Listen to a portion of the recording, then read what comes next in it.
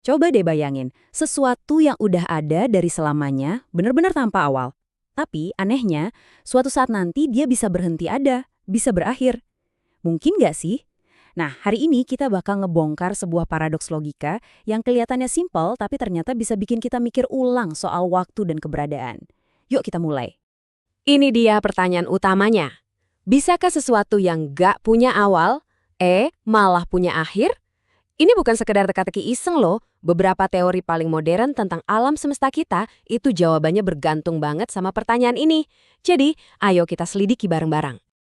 Oke, di bagian pertama ini kita langsung aja ya to the point. Kita mau lihat kenapa sih ide nggak punya awal sama punya akhir itu rasanya kok kayak nggak bisa nyambung. Anggap aja kayak minyak sama air. Keduanya itu secara alami emang susah banget buat nyatu. Jadi ceritanya gini, ini semua tuh berawal dari dunia sains. Ada beberapa model kosmologi yang bilang kalau alam semesta kita tuh nggak punya titik awal kayak Big Bang, tapi udah ada dari selamanya.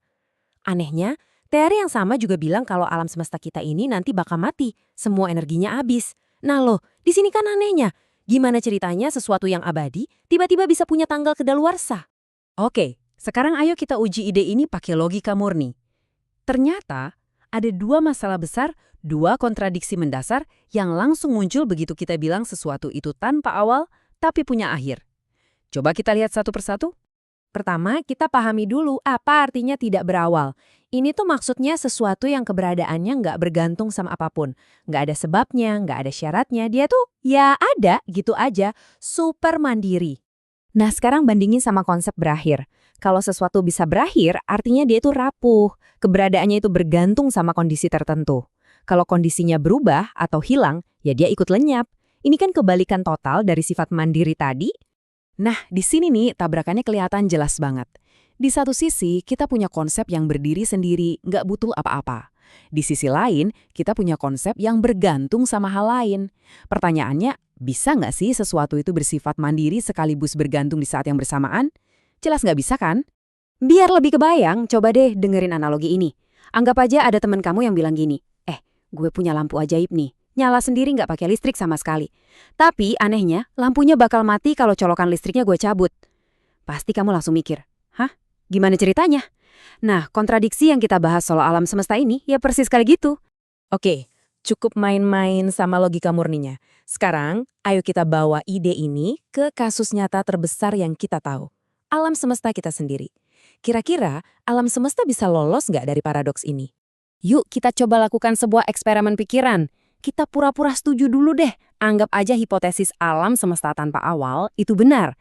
Sekarang, kita adu hipotesis ini sama salah satu hukum fisika yang paling nggak bisa diganggu-gugat. Kita lihat siapa yang menang. Senjata kita di eksperimen ini namanya hukum termodinamika kedua. Kedengerannya mungkin ribet, tapi intinya super simple. Di alam semesta ini, segalanya itu cenderung bergerak dari yang tadinya teratur, jadi makin berantakan. Nah, para fisikawan punya nama keren buat tingkat keberantakan ini, yaitu entropi. Contoh paling gampangnya, kamar tidur kita semua. Pernah nggak sih kamu sengaja biarin kamar berantakan, terus berharap besoknya tiba-tiba jadi rapi sendiri? Ya nggak mungkin kan? Yang ada malah makin berantakan. Nah, itulah entropi lagi beraksi. Dan hukum yang sama ternyata berlaku buat seluruh alam semesta. Oke, sekarang kita coba sambungin semua titiknya ya. Ikutin alur ini. 1, kita anggap alam semesta itu abadi. Waktunya di masa lalu tak terbatas. 2, ingat hukum tadi, tingkat keberantakan alias entropi itu selalu naik. Apa konsekuensinya? 3, kalau waktunya sudah tak terbatas, seharusnya alam semesta kita udah ada di tingkat paling berantakan sejak dulu. Banget. Harusnya udah nggak ada energi, nggak ada bintang, nggak ada kehidupan. Tapi, coba lihat kenyataan di poin 4. Kita ada di sini, alam semesta masih aktif. Ini artinya asumsi kita di poin pertama tadi kemungkinan besar salah. Jadi, setelah kita lihat buktinya, baik dari sisi logika maupun dari sisi fisika, kita sampai di satu kesimpulan yang kayaknya sulit banget buat dibantah. Coba kita pertegas sekali lagi ya. Jadi intinya tuh ini, konsep tidak berawal itu artinya mandiri total. Sedangkan konsep berakhir itu artinya bergantung pada sesuatu. Dua sifat ini tuh saling meniadakan. Sesuatu itu nggak mungkin bisa mandiri dan bergantung di saat yang bersamaan. Jadi ini tuh sebenarnya bukan misteri yang rumit. Ini adalah kontradiksi dalam definisi. Mengatakan sesuatu itu tidak punya awal tapi punya akhir, itu sama absurdnya dengan minta seseorang buat ngegambarin lingkaran persegi. Hal itu mustahil bukan karena kita belum nemuin caranya, tapi karena definisinya sendiri emang udah nggak nyambung. Mungkin sekarang kamu mikir, oke, ini emang permainan logika yang seru, tapi terus kenapa? Apa pentingnya buat kita? Nah, ternyata ini bukan sekedar soal teka-teki loh. Jawabannya punya dampak yang besar banget buat cara kita memahami realitas itu sendiri. Dengan kita paham paradoks ini, kita jadi punya semacam alat buat nyaring ide-ide besar.